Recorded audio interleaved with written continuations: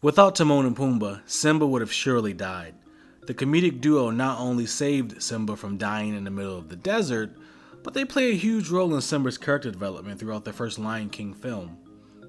After Scar murdered Mufasa and drove Simba away, the story could have easily ended here. A young lion cub, separated from his family, with no survival experience, completely ignorant of the world and how to survive in it, would typically die in real life. I would argue that Timon and Pumbaa are the most important characters in the first Lion King movie. And I say this because if they did not meet Simba in the middle of the desert and save him, the movie would have ended in like 15 minutes. But what would happen if Timon and Pumbaa never met Simba? Let's say instead of randomly running into Simba in the middle of the desert that day, that Timon and Pumbaa were somewhere far away, let's say 100 miles away or more, on the other side of the jungle, nowhere near Simba. Let's explore this alternate dimension where Timon and Pumbaa and Simba never meet and never become friends, and Simba never learns the Hakuna Matata lifestyle.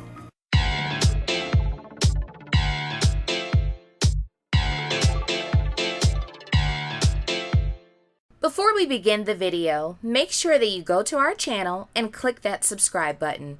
Then hit that notification bell to receive updates whenever we upload new content. So let's imagine for a second that everything within the first 41 minutes of the original Lion King movie still happens. Simba is born, he learns about the circle of life, he gets tricked by Scar to go to the elephant graveyard where he almost gets murdered. He then gets tricked again by Scar and damn near gets killed by a stampede. Mufasa goes in to save him but gets murdered by Scar. Simba blames himself and ultimately runs away and ends up in the middle of the desert where he almost dies again from extreme heat and dehydration. This is where our two worlds start to diverge. In the original Lion King movie, Timon and Pumbaa came and rescued Simba, and they pretty much became his caregivers or his parents, for lack of better words, at that point. They taught him the Hakuna Matata lifestyle. They took him to a much greener and healthier area outside of the desert where there was plenty of food in the form of bugs and water. They became his parents, and they taught him how to relax, how to not really worry about the hardships that life can offer, and how to and they just taught him not to be stressed out, just to ignore all of your worries, relax, eat bugs, drink water, party, dance, have fun. They helped him out, and they really played a pivotal role in his character development. In our world, this fictional world, this world where Simba never met Timon and Pumbaa, instead of Timon and Pumbaa coming to save Simba, I say a rainstorm starts. And this rainstorm does a couple things. It scares away the vultures, it allows Simba to cool down, and it allows him to drink a little bit of water. And once he regains a little bit of consciousness, he gets up and he starts to wander around until he finds the jungle, and he starts to, I guess you could say, start his journey of learning how to survive on his own. A young Simba without Timon and Pumbaa would struggle.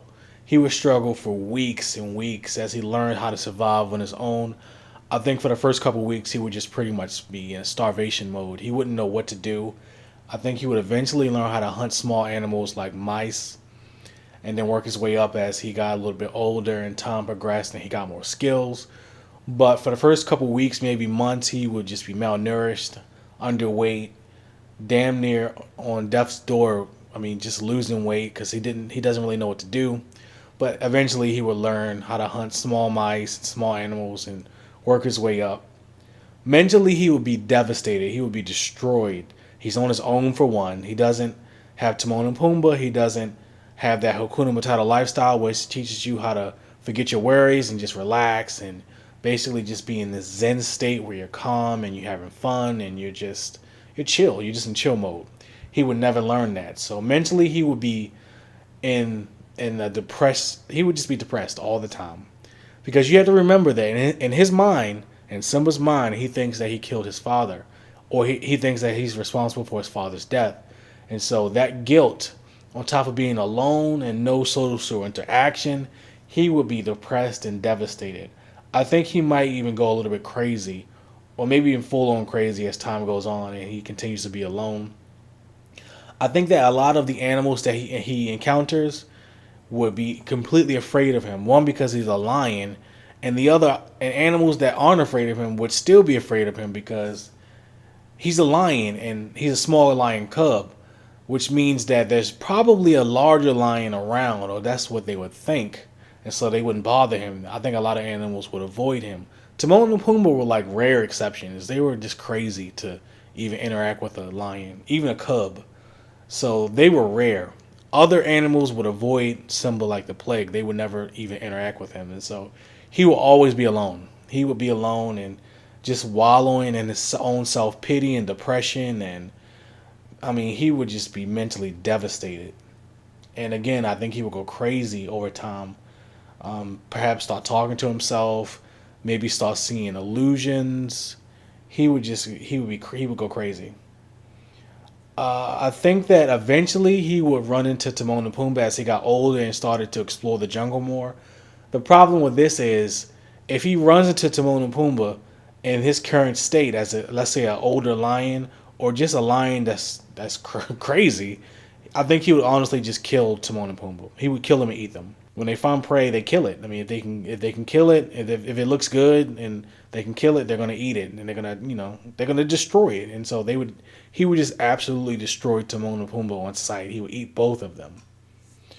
And I mean, that's completely dark and horrible from the original movie. But you have to remember that this is a Simba that's been on his own in the jungle with his own just self pity and depression and loneliness and isolation. All of these things would push his mind to dark places and develop his character in dark ways that you would think that he would make Scar look like, I don't know, a saint. I mean, under these conditions.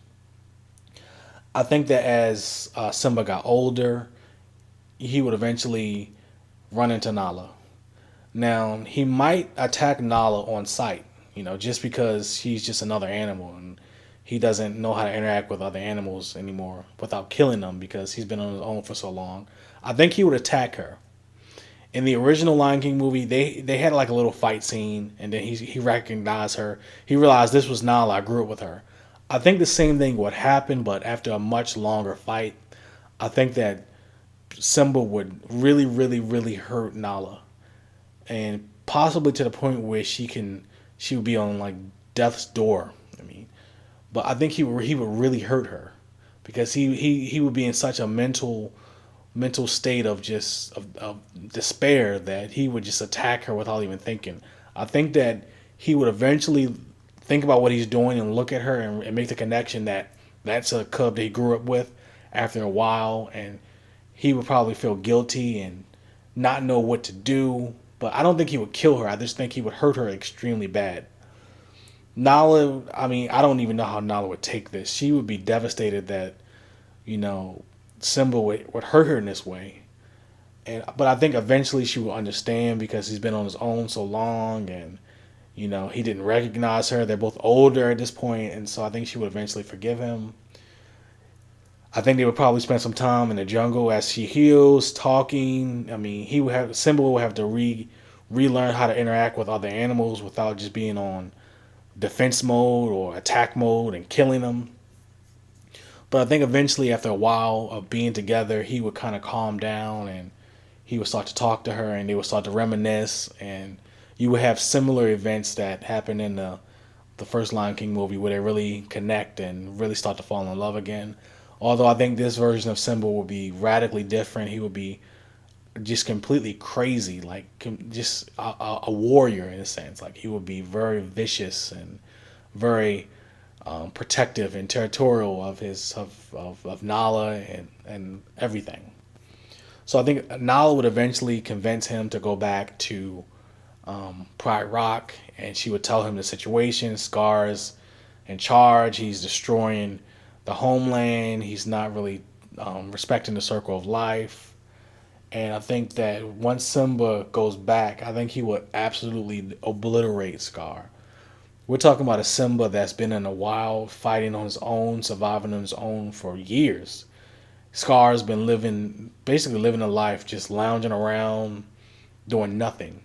So I think that this crazy and wild and untamed, for lack of better words, Simba would just completely obliterate and demolish Scar. I mean, it would be no fight. It would be no contest. It would be like Mike Tyson fighting a toddler. He would destroy him. I don't think that this version of Simba would be a good leader. So I think another lion would have to step up to be a leader in this situation.